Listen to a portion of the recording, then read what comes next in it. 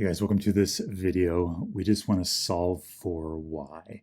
And what makes this one tricky is that there are two y's there. One's connected to an h and one's connected to a b. Once you see how to do these, they're kind of fun. The first step is going to be to factor out the y. And now y times what gives us hy? Well, that's h. And then y times what gives us by? That's b. And that equals x. So you can see why this works. Y times h is hy plus, and then y times b is by.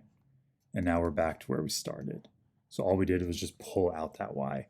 And the reason we did that is because now we have one y. And that's what we wanted, was one y. So I'll rewrite it real quick. To get the y by itself, we just divide both sides by h plus b.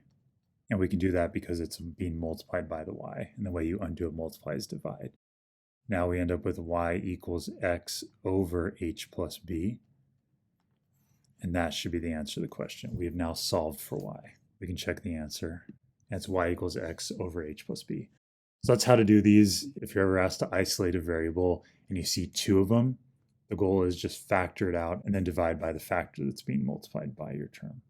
If you want to try more of these isolating variables, I have a page on andymath.com. I'll show you right now. So here's the page right here with tons of them for you to try, and they all have answers. One number 9 is the one we just did, the x over h plus b.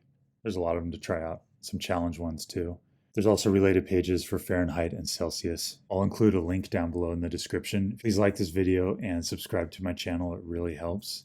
Comment below if you have any other math questions you want me to try to tackle, and I'll talk to you guys soon. Bye.